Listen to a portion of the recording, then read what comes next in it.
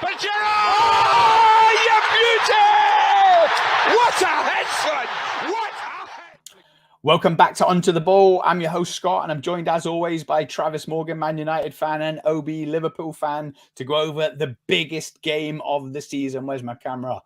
Man City against Liverpool. It doesn't matter whether it's at Man City or it's at Liverpool. It's the biggest game of the season. I'm sorry, Travis, if that hurts your feelings. Man United, obviously, 10 years ago would have been easily the biggest game of the season. But now in the last 5 years, it's all about Liverpool and Man City. OB, we go again. Liverpool have rose from the ashes, Phoenix from the flames. We're back in a title race, according to some. I'm a bit more skeptical, a little bit more pessimistic. I'm not sure. I just hope we are, but it feels good to be back in the conversation, doesn't it? At the top of the league. It does. It was such a big build-up. It's just, it'll come crashing down now. As I was hearing them words coming out of your mouth, Scott, I was thinking, "Oh, something's going to go wrong tomorrow."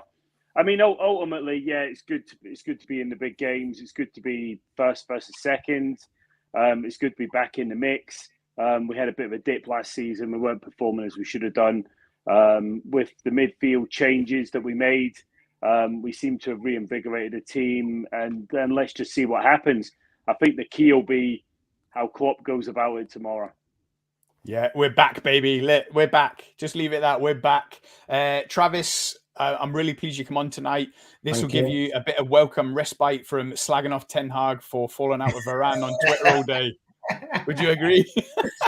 Mate, yeah, I'm sure we'll come on to United on another podcast. Let's forget them now. But I mean, from a neutral perspective, like you said, I've been jealous of United and Liverpool, and two contrasting styles in terms of how they operate off the pitch and how they spend, but on the pitch, just two brilliant teams over the last 5 years going toe to toe. So as a neutral, I'm really looking forward to this game and how it's going to pan out. And I mean, I'm sure you boys will get into the team news and stuff. I've not really seen much of it. I'm just looking on my work phone now about who's fit and stuff in the game. But yeah, it's going to be interesting to see what shape you both come back in after international break. Well, Erling Haaland's been declared fit, OB. Did you see the press conference? I heard it on the radio on the way home today. Erling Haaland, as if it was ever in doubt, is fit for Man City at home to Liverpool. Well, it was amazing, wasn't it? There's a load of players that were pulled out of international duty, and they all trained for City yesterday, which stick in the international manager's throats a little bit. It doesn't seem right. But ultimately, City have got the power in the conversation, and they've just yanked all these players out who they think might be doubtful, got them in, got them a few training sessions, and they'll probably be fitter than the rest of the players who come back from internationals. So it's a bit of a strange one, really. Well, one of the big ones is Edison and OB, and I'm sure we're going to go into it, deep dive into it, and we do a combined 11. Travis is obviously on the stream to add a little bit of balance to stop us putting 11 Liverpool players in. But Edison... Brazil are struggling big time, and Edison was nowhere to be seen. Is that a real injury, or has he pulled a fast one? I don't know, but that would be a key miss if there is a problem there, because we saw what happened in the FA Cup semi-final a couple of years ago, and it made a massive difference. And I think in these games, it's going to be little moments that make a difference. And top players, you need them all there. So it'll be interesting to see what happens. But if Edison doesn't play for them, I think that's a huge blow for them. Obi, I mean, you've been talking a lot on our Liverpool group chat today. It's always a lot of fun, but we always have good debates. Is it safe to say that I've talked you out of starting Endo at CDM number 6? You threw him in there early. You hadn't even had a coffee at 8:30 in the morning. You were like, I'd go Endo. And I think, tell me if I'm wrong, but I think I talked you out of it by 10 a.m. and we agreed that Klopp should go 4-2-4 and really go for it on the front foot. Is that how I've seen it? Yeah, it was a little bit of a tongue-in-cheek kind of thing, but ultimately we are going to have to stop the ball moving between the lines because that's where they flourish. So, people like Bernardo Silva will be in and around them areas, causing us problems. Looking for space in between. They've got Doku as well, who's new. He's something different we've got to contend with. And it was just really talking about how we can make sure one of our players is in that number 6 position and sweeping up them balls and closing down the space in them areas, because I think that's where the game's going to be won and lost. I mean, from our perspective, Scott, and it was a little bit, it's an outside chance that we play him, but I wouldn't be completely surprised if he put him in. And the reason I wouldn't be completely surprised is he's a number 6, and that's what he's there to do. Now, if he's been trusted to be purchased, and he has, and he's considered to be a Liverpool player, at some point, you've got to use him for the position he's in if he's the number 1/6 of the club. That sends shudders down my spine, because from what I've seen in the Europa League and his one and only start against Newcastle, or he might have started the last game actually, he's a million miles off the level we need, especially against Man City, especially at the Etihad away from Anfield. I can't see him going there, but Jurgen Klopp has been known to throw a spanner in the works, especially against Man City, and go, as you say, a 4-2-4 or a 4-4-2 out of possession. Yeah, absolutely. I mean, I think it's probably more likely that he'll go with just 2 midfielders and play Cody in a slightly in a role behind the front three, and almost like a 4-2-4.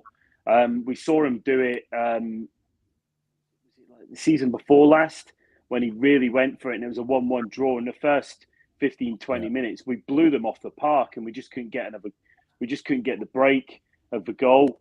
I think he will find something like that. I do think he's got to be a little bit cautious, like I said, particularly with Doku. Bernardo Silva always has his best game of season against us. Players like that are going to cause us problems. So we've got to work out how we're going to manage it between the lines. Oh, it's just going to be a hell of a game, isn't it, Trav? I mean, obviously, as a neutral, you must be like rubbing your hands together, 12:30. Are we going to do a live tomorrow? Are you free for a live watch along? Yeah, I'm free tomorrow. And obviously, let's say you got injury problems of their own. Some are fabricated. Edison, Haaland, Nathan Ake, all these players that didn't go away for international duty. They're all training well today. You just don't know what kind of shape Pep's going to put out, do you, Trav? But if there's one team Pep will change his style and philosophy for, it is Liverpool. Because as OB's mentioned before, he's just got a fear of Liverpool, hasn't he?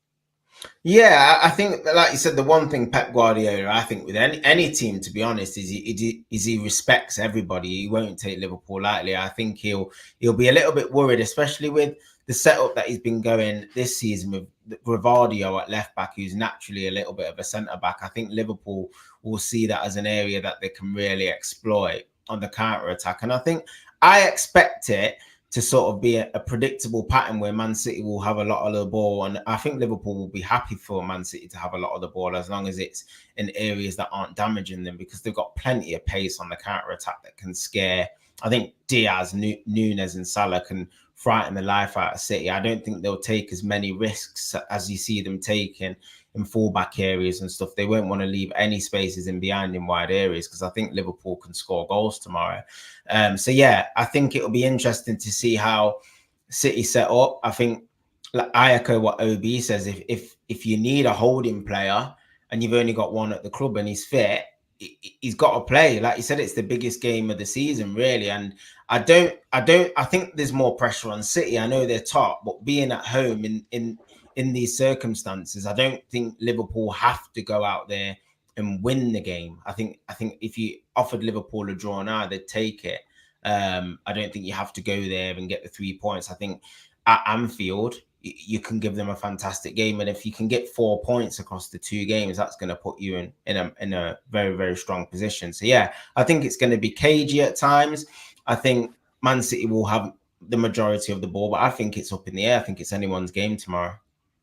Oh, say more things like that, Trav. I'm looking forward to even more now.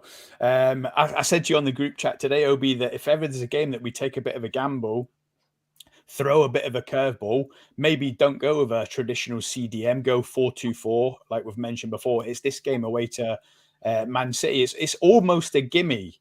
I know, like, if we fancy ourselves to be in a title race, you think, well, we can't be calling it a gimme. But at Anfield, I expect to beat Man City at Anfield. I expect to beat Arsenal at Anfield. That's just what I think of my club and my team under Jurgen Klopp. So going away to Man City, I'm sure they're going to expect to beat us.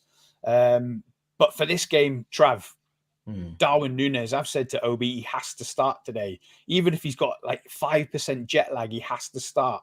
My feeling is he's on the cusp of literally exploding. 3 goals for Uruguay in the last 2 games. He's getting like literally about 5 or 6 good chances every game for Liverpool, not taking them all, but to me, he feels like on the cusp, he's going to score about 5 goals in one game soon. Yeah, is that the way you see it as like a rival fan? Does it feel like that to you? He'd be unlucky not to start, put it that way. I think his performances are improving all the time. And like you said, in terms of a goal threat, even when he's not polished, he's not playing magnificently well all the time, but he's just such a threat and he'll score goals. Even, do you know what I mean? He reminds me of like Andy Cole in that sense. Andy Cole used to have a lot of chances and he used to score like 2 out of 4, 2 out of 5. Do you know what I mean? But he'd always get a couple of goals. And I think Núñez is that type of player. He can create chances off his own back as well, even if the other players around us aren't creating chances for him, because of his sheer pace and determination and desire, aggression, the way he plays, he'll create chances for himself. So yeah, without a doubt, he's starting tomorrow. Like I said, I'm not sure who's fit at centre half. I know John Stones is out, definitely. Diaz, I'm not sure. Rodri, I'm not sure. So yeah, Man City will play relatively high. So for me, Núñez has got to start the game.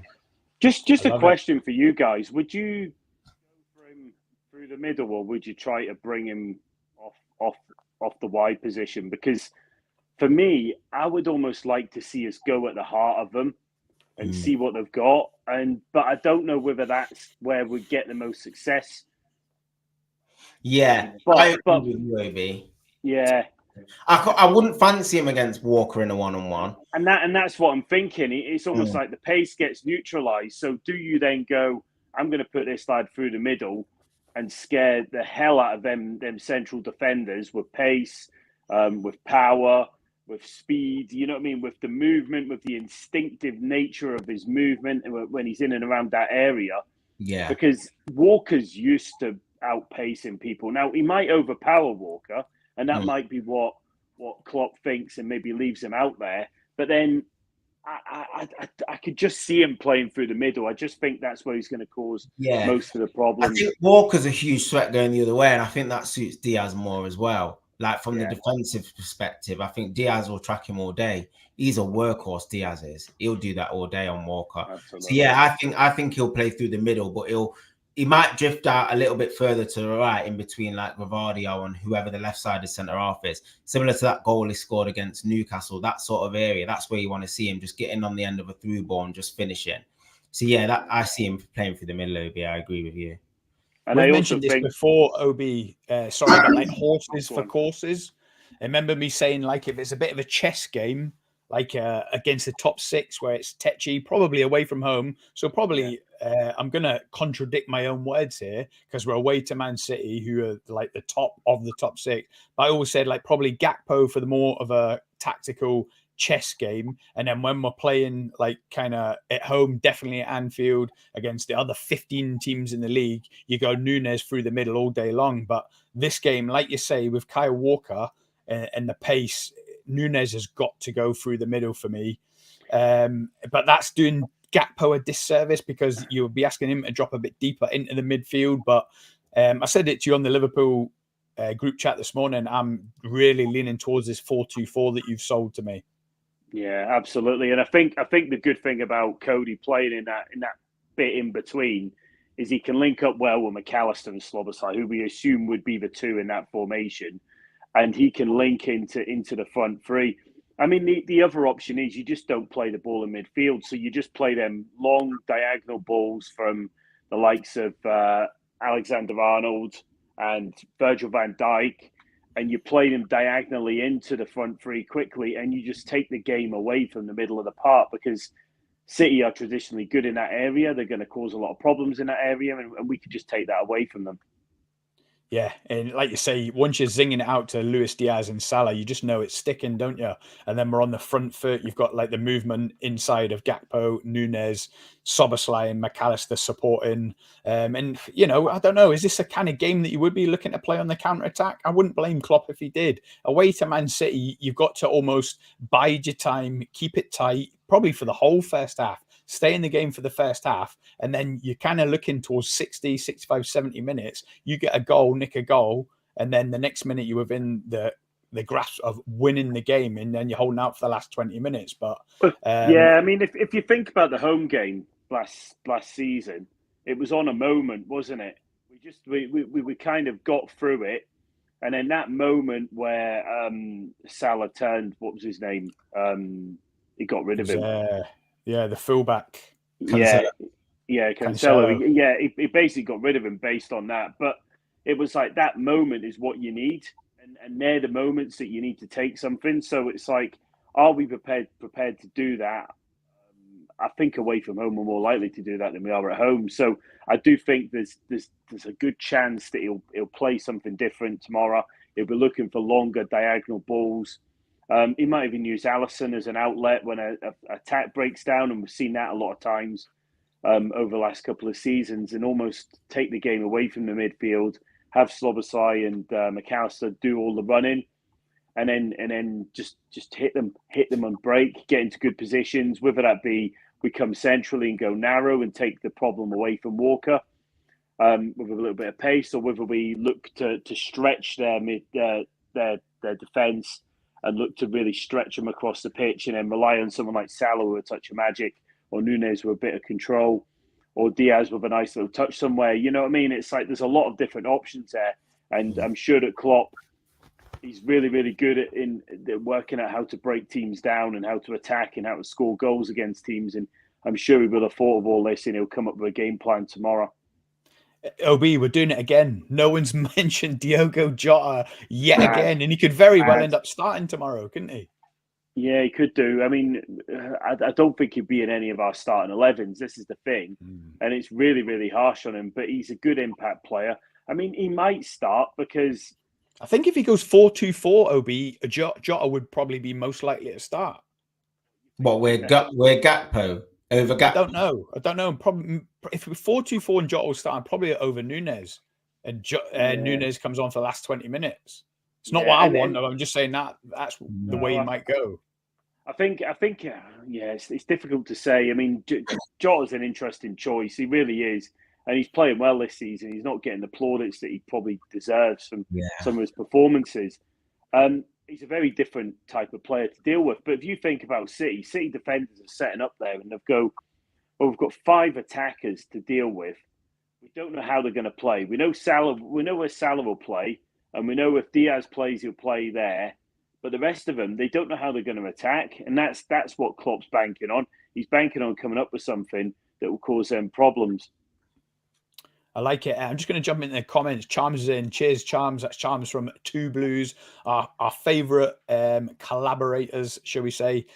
Charms here, interesting fixture. Going to struggle to see 5 Liverpool players in your combined 11. Oh, that's cheeky. That is, Charms. That's cheeky, but I like it. What do we think about Gakpo? Starting to get that feeling he isn't that. High hopes for him when he joined, but seems the confidence is starting to dwindle. Gakpo's a bit of a weird one, isn't it, OB? I mean, if it wasn't for Gakpo, we'd have got slapped around by Spurs, having 9 men, but he was the one that got us back in the game with that goal on halftime. He did get injured and went off at halftime, but for me, his season's been a bit stop-start. And we're big fans of him, aren't we? Yeah, I really like him. I think he just needs a bit of a run in the team. He needs to find his place in the team as well. It is a little bit in and out because of the quality that we've got up front, and he's just got to become part of that. But we've seen him fits in starts last season. The guy's got absolute class. He's a good link player. He knows how to move. I mean, I'm excited to see him link up, and I think I mentioned this before, particularly with the likes of Slobosai and Gravenberch, because I think they're his type of players.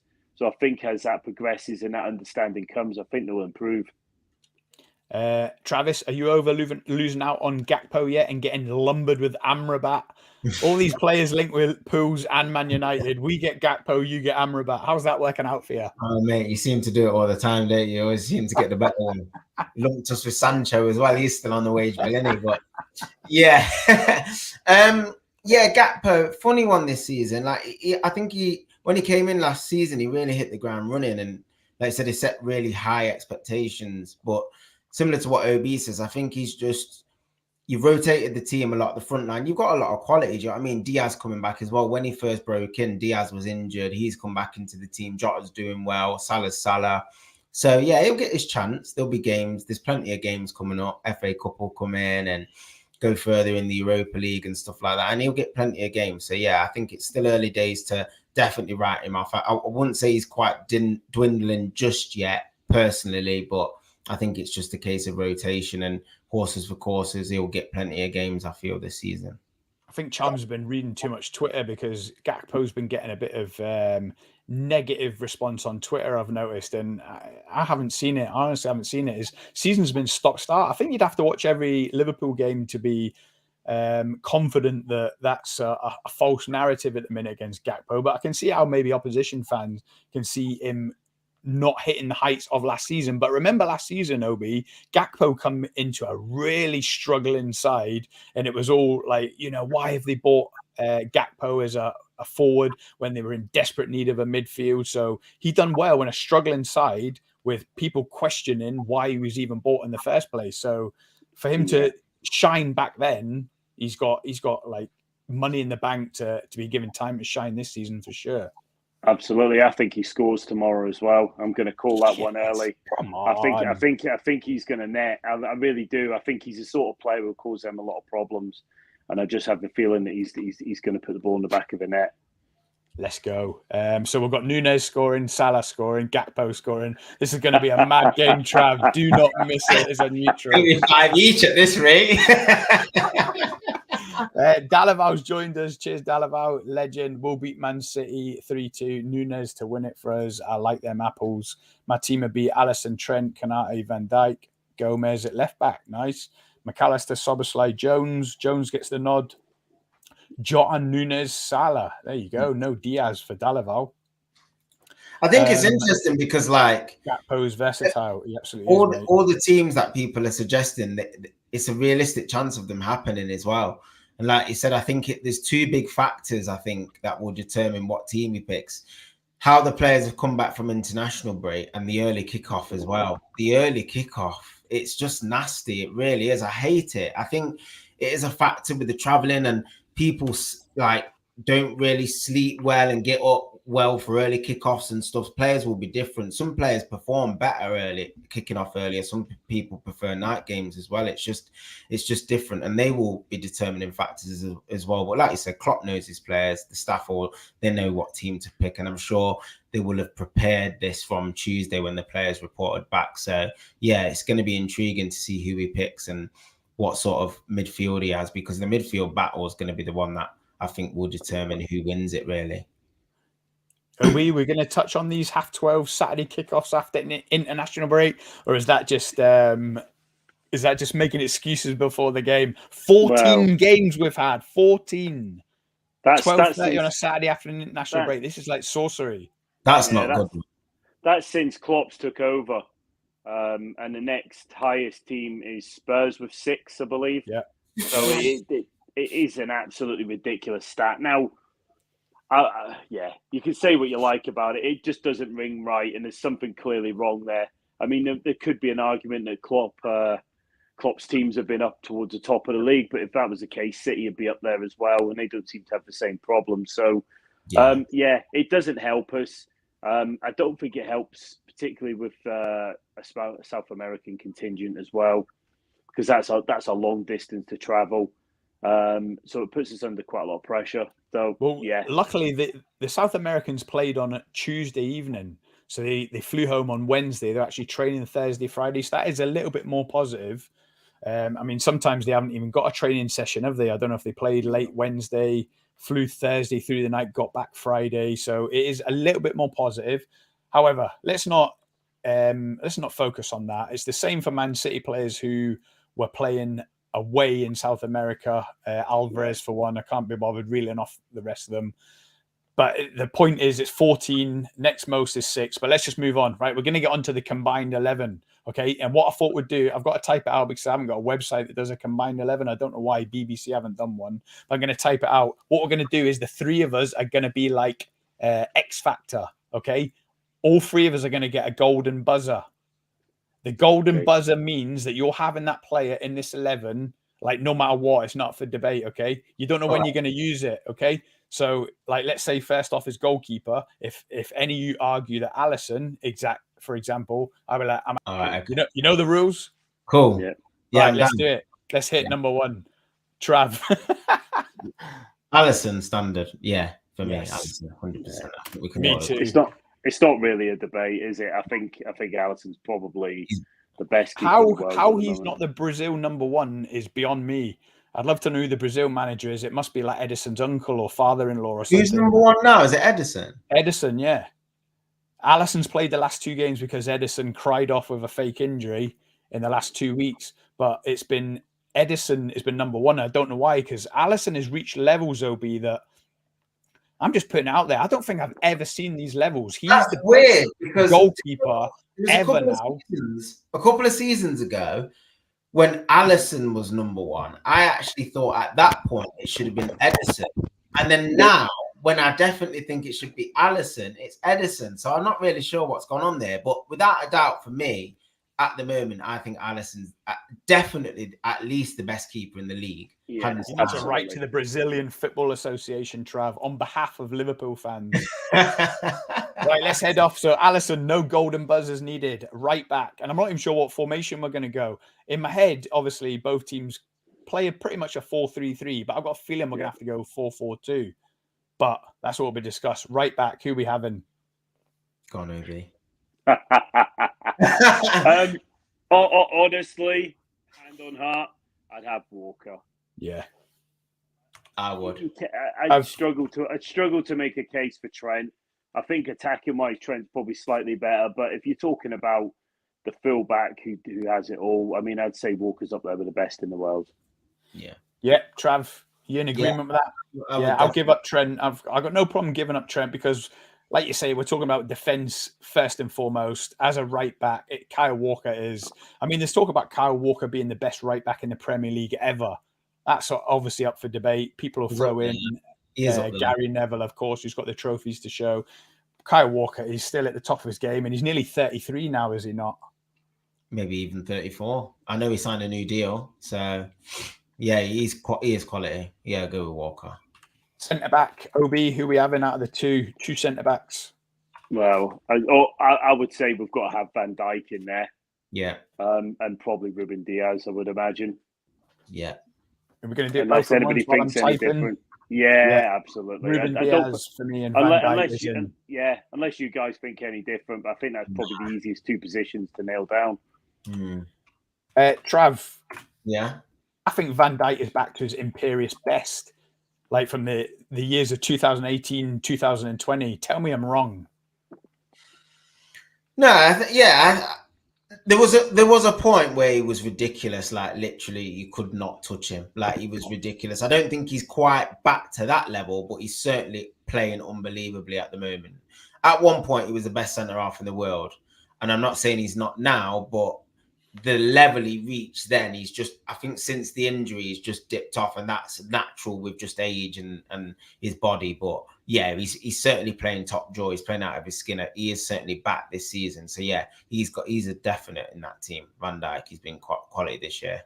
The thing is, I'm not even angry at rival fans, OB, for kind of laughing at OB Virgil van Dijk being mentioned as the best centre-back ever in the Premier League, because he did fall off pretty horrendously last season. So you can see when they were saying he's not standing up to 10 years of Rio, 10 years of Vidic, 10 years of John Terry. You could see it, but for when he's at the top, from 18 to 20, so 2018 to 2020, to back to now, and I honestly think he's back. I think he's reaching a level above all of them.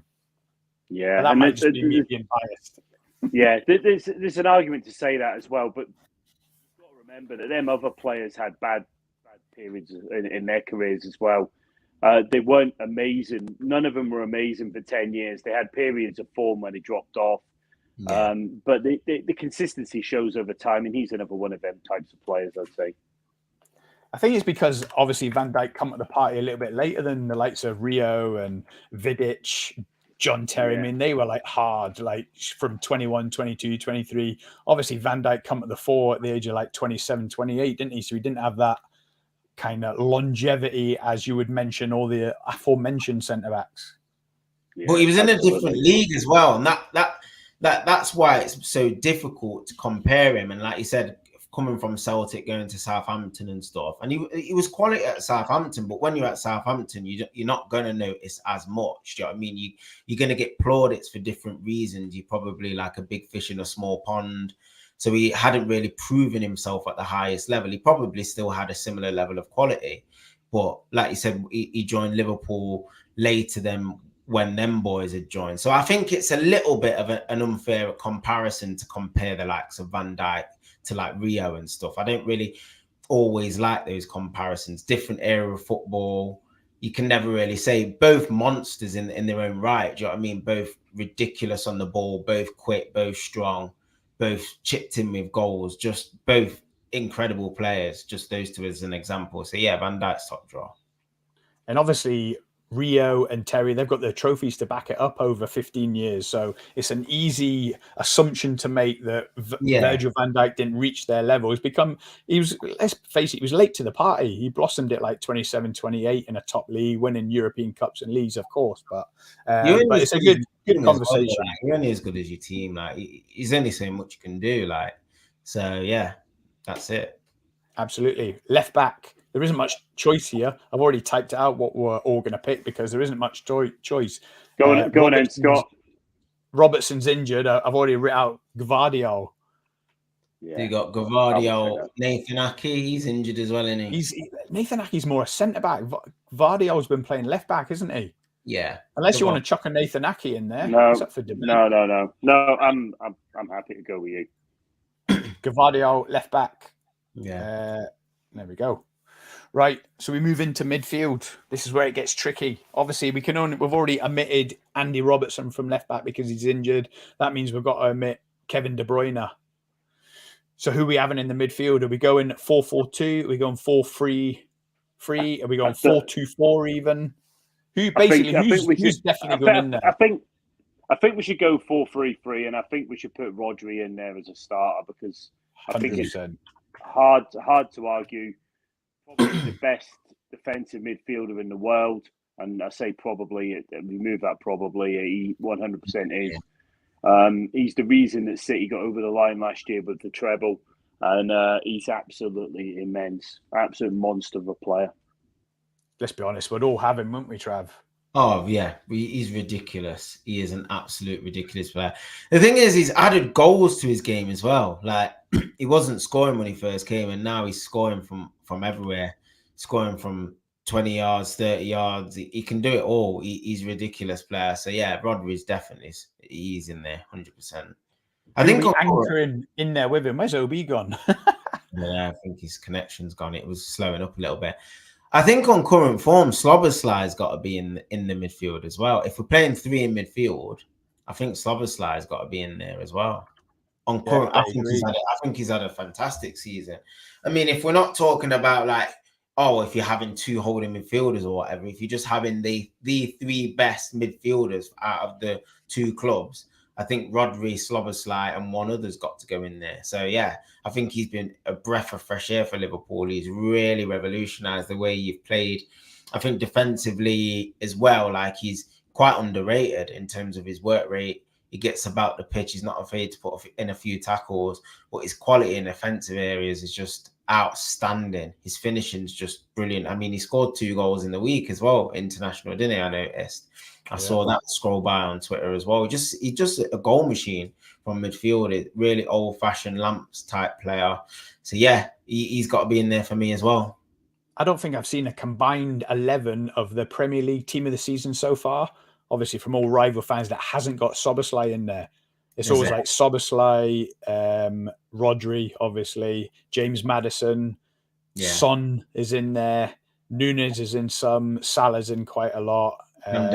So yeah, he's got in there. Szoboszlai, I can't agree more. I'm not sure if OB's coming back, but who we have in the midfield 3 with Szoboszlai and Rodri? My third one would have to be Bernardo. Yeah. I'd already written out Silva, number 7, but then you started mentioning Szoboszlai. So I deleted it and started writing Sobo. Silva now. Yeah. I mean, there's been some other good ones as well. Obviously, I don't know if you class Foden as a midfielder. He's been decent. I wouldn't put him on Bernardo's level. if I think of Liverpool's other midfielders, I just don't think the blend in there's quite hit the heights. The other ones, McAllister's been a little bit up and down for you. Endo hasn't played much. And I don't think we've seen enough of like Harvey Elliott or Curtis Jones to be put in there. So I think Bernardo, again, is having another outstanding season. I think back to the game at Old Trafford, and I know we're dead rubbers at the minute. We're not easy, but he literally ran that game from start to finish. We couldn't get near Bernardo. And the thing is, what I love about Bernardo, whatever position he plays, he came as a winger from Monaco and he moves it more into midfield now. Wherever he plays, he's a 9 out of 10. You just know exactly. He does everything to the highest standards. And that's the sign of a top class footballer. It reminds me of Juan Mata with pace. That's what he reminds me of. Juan Mata with pace, mate. He's just ridiculous. Well, when him and Pep fell out, I don't know what happened there, but we were all praying he was leaving, weren't we? Going to Barca or whatever. Yeah. That shows how highly regarded we all see him. He's like top draw. Do you know what a lot of it is? I think the wives aren't happy in Manchester, because it's cold and they don't want to live here. I'm not even joking. Like, a lot of it's because like the players and the families get homesick and they want to go to like hotter countries. That's genuinely what it is. And he probably did want to move to Barca. To me, that makes sense. So yeah, Pep's convinced him to stay somehow, probably through money or whatever. Has he signed a new deal? I think he signed a new contract. Yeah, I think it's all put to bed now. That's it. He's staying. Yeah, he's staying, and they need the dismay of all us fans. That's it. I mean, they needed to keep hold of him as well because their midfield's not really settled. I know Rodri had a suspension. They lost a couple when he was out. Nunes hasn't played much from Wolves. They lost Gundogan, and Phillips don't play. So they need Bernardo Silva more than anyone at the moment. I'm just going to jump in the comments, see if OB's coming back. Dalaval says, we apparently want a defender in January over a DM, which I'm not against. I am Dalaval. I'm 100% against it. We need a CDM like more than anything. Even if we bought a defender, if all the players are fit, would he get in? I don't think he would. He's not getting in over Trent. He's not getting in over Robertson. He's not getting in over Van Dijk. Then if it's a central defender, he's duking it out with Matip, Gomez and Kanate. A CDM is exactly what we need. Yeah. Charm says, me and Dan just finished our team of the season so far list. I watched it last night. Charms, not all of it though. I was busy like sorting the kids out. Only Liverpool players nailed on was Salah, but Dan went with Van Dijk in his back line. What Liverpool players would you say would be in your team of the season so far? Alisson, Charms, 100%. He's not just the best keeper in the league, he's the best keeper in the world right now. And the levels he's reaching, I think he might be the greatest keeper ever. I mean, like, take away your Gordon Banks, take away your... Come on, man. OB, come back, save the stream, OB, mate. This is what happens, man. We need OB to really win, man. Honestly, I'm just seeing something. Honestly, I'm seeing something. Alisson is like peaking. He's 30 now. Honestly, Trav, you need to watch more Liverpool games. He's like pulling out saves that he should never be saving. Saves that normal keepers would let in. He's making it look easy and just catching like there was no danger at all. Like you've got to watch it to believe it. But again, that's for another poddy. Peter Cech season was up there though. For me, always Petr Cech, Peter Schmeichel. I'm putting all of these into the. Wow. I've just got he's like reaching these levels now, and I'm so glad he's ours. That's all I'm saying, and I hope that he has a few more trophies to add to his haul before he ends up leaving Liverpool in the next 3-4 years, whenever it is. But Charms, Alisson's in, Salah's in, and as me and Travis alluded to, I think Szoboszlai's got to be in. I mean, that's 3 Liverpool players. That might be a bit biased from my side, but I'd need good arguments to take out Alisson, Salah, and Szoboszlai. I got to admit. Yeah, for me, Salah's without a doubt. Van Dijk for me as well. Them two. I'm not sure. Like you said, Maddison's been outstanding as well. In there, so and Rodri would have to be in there. Depends if you're playing a 2 or 3, but yeah, I think Salah for definite. What keeper could you make an argument, Trav, over Alisson then in team of the season so far? No, I can't make a case for a goalkeeper now. I think Alisson's in there as well. I think them three are nailed on for team of the season so far. Yeah, I think. I'm gonna have to Well, revisit Spurs Blues and find out keeper. who they said. Well, Vicario is it? He's been Yeah, good. Vicario. I don't think he's been quite Alisson level, but yeah, I'd say Alisson's in there as well. Dalaval says Jota's on goal scoring form, and I do not want to ruin it, but Diaz is quality as well. We've got brilliant depth in attack. Absolutely. Diaz, 2 goals against Brazil during the week. It doesn't get much better than that, does it? We've got Soboslai scoring a brace. We've got Nunes scoring 3 goals in 2 games. We've got Luis Diaz scoring 2 against Brazil. Like, it just feels like Liverpool are coming back all in form. So fingers crossed it works out that way tomorrow. I hope 12:30 Kess is broken it as we have won both our 12:30 kickoffs this season versus Wolves and Everton. Absolutely, Dalaval. I echo your sentiments. Oh shit, yeah, Alisson has to be it. So, Charms, who did you put in the team of the season then? If you've only just realised it's Alisson, that's what I want to know. Don't be hitting me like Trav with this Vicario nonsense of Spurs. No. I'm joking. Dalaval, my combined 11: Alisson, Walker, Diaz, Van Dijk, Vardiol, Rodri, De Bruyne. We've omitted De Bruyne, Dalaval, because he's injured. Bernardo Silva, Soboslai, Doku, Haaland, Salah. I think you've picked 12 players, have you not? He put De Bruyne or Bernardo. He put 7, yeah, 8, 9, 10, 11, 12. No, it's 12. It's What? 13 with, look. Is it? Alisson, Walker, 2, 3, 4, 5, 6, 7, or Bernardo, 8, 9, 10, 11, 12. That'd be my team as well, mate. Having 12 13, players. wow.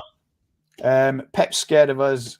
He's bringing all his players back from international break. Absolutely. Cheats. What's that, Dalaval? They're cheats. Can't agree more, mate. Alisson, best keeper in the world. Agree. Trent, defensive this season, has been good this season, but Walker is quality right back. Absolutely. He's in the combined 11.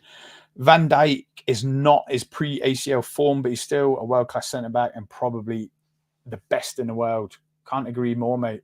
Van Dijk is back. Right, let's get back to the team, Trav. We're nearly done. So, Silva, that's the midfield done. We're on to the front 3 now. Robot, he's the golden buzzer, isn't he? Like, he would veto anyone. He has to be in Robot, doesn't he? So Robot's in. He's absolutely in. Haaland. So there's 2 spots left. I think we've already alluded to Salah is in everybody's team of the season. So for that reason, he's in this combined 11, isn't he? Salah's in, yeah. 100%. That leaves 1 spot up for grabs. So it's a toss-up between Doku and Diaz. Doku and no, I might have to use my golden buzzer, Trav. Who for? Darwin Núñez. My screen's going all like red. Darwin Núñez. That's interesting. Yeah, I can see it. Maybe just like I said, Doku has been in and out, obviously, because of like Grealish and the amount that they rotate. Yeah, I can see why you can put Núñez in there. I'll let you have that one. I'll let you have that golden buzzer. I'm not sure if I want to make a golden buzzer, though. Talk me out of it. I mean, Doku is fantastic. I can't talk you out of it. Like you said, it's Núñez has had a fantastic season. He misses some big chances, though, and he'll get better, but he's still young. So, yeah, I think he's been quality. It's between him or Doku, I think. But it's mad because, like, Trav, splitting hairs. Klopp might not even play Núñez tomorrow. I know. That's the madness. How can we put him in a combined 11 if Klopp might not even play him? Because, I don't know, you've got so many good options, though. Jota as well. It just depends how you want to play. But the thing is, Núñez has got a stinker in him as well. That's the thing. Like, that's why Klopp doesn't play him sometimes, because, like you said, you think he's getting ahead of steam, he's on form, and then next minute he'll just drop a 2 out of 10 and miss from 1 yard, and you just like, oh, he's dead. Like, do you know what I mean? He's one of them. But yeah, I think it's a toss up between those two. I love Doku as a player, though. Just strong winger, can play either side, assists. He'll score goals.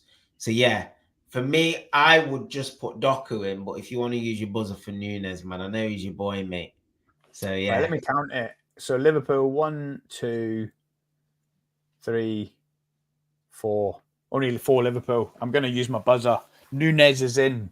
So Nunes is going to be off the left. Nunes. I think it'll be 5 with Nunes. So 5. Alisson, Van Dijk, Szoboszlai, Nunes. Salah, Nunes. Yeah, So we'll then that leaves obviously. So that basically at the back 4, there's 3 Man City. You got Walker, Diaz, Vardio. In the centre of midfield at the 3, 2 Man City, Rodri, Szoboszlai, Silva. Up front, you got Haaland, Salah, Nunes. I mean, Haaland, Salah, Nunes. The mouth waters. Fair. That's sexy, isn't it? I think that's fair. But who's going to manage the side? I've still got my buzzer. I'm joking. Not Eric Ten Hag. That's for another poddy, innit? Pep versus Klopp, mate. That's another poddy in itself, mate. Absolutely. Right, Trav. I don't think OB's coming back, so let's get straight to predictions. Score prediction. Dalavao, if you're still with us, give us your score prediction. If you haven't already, I think you might have, actually. Let me see. I think you might have said 3-2. Yeah, 3-2. Liverpool, didn't it? 3-2 Liverpool. What are you saying, Travis? I'm going to go 3-2 City. Just City.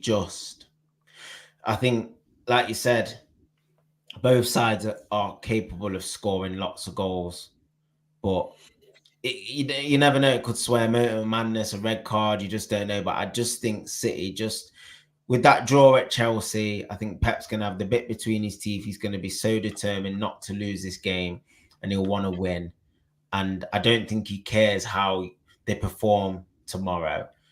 Like Dalaval said, I think he is a little bit scared of Liverpool and the impact that they've had on his title challenges over the last 5 years. So he will make sure he'll have a sleepless night tonight, making sure his boys get the job done tomorrow. So I think they'll just shade it. I'm going to go 3-1 Man City. I just think they're going to have too much for us at the Etihad. I think the lack of a proper world-class CDM is going to cost us. If it's going to cost us in any game, it's going to be away to Man City. Not that our luck will run out, because I don't think we've been lucky so far. I think we're worthy of being second place in the league, but and I'm not saying we're getting found out. I just think at Anfield, I'm backing us to win. At Etihad, I'm backing Man City to win. We haven't even mentioned VAR. Obviously, I'm still absolutely heartbroken about that Spurs debacle. VAR and the rest will have a huge hand in tomorrow's result, Travis. You reckon? Huge. Like, you cannot stop it. It's ruining football, and it's inevitable it's going to happen. And it really is as simple as that. So 3-1 Man City. And it'll probably, I don't think it'll knock the stuffing out of us. Because like I say, I think we'll go to Anfield and we'll reverse the scoreline, probably beat them 3-1. But yeah, we'll be there for it. It's definitely Yeah. It's definitely not a gimme though. It's not going to be one of those games where it don't matter if you lose, because the psychological factor of whoever can take 3 points will be huge. If Liverpool take it, they'll believe they can win the league. If Man City take it, that will give them the boost that they need to just kick on at the top. They'll go 4 points clear, and then that will lay down the gauntlet to the rest of them. Arsenal, away at Brentford, tough game. Chelsea, Newcastle, tough game. Spurs, they've got Villa on the Sunday. Catch us if we can, if they win, innit? Absolutely. We'll be there for it. Don't forget to join us. If you made it this far, don't forget to like and subscribe to the channel if you're new. Me and Travis will be there for a live watch along from 12:30 tomorrow. Make sure you're there too, and we'll see you there. Liverpool, come on. Header. But Gerrard!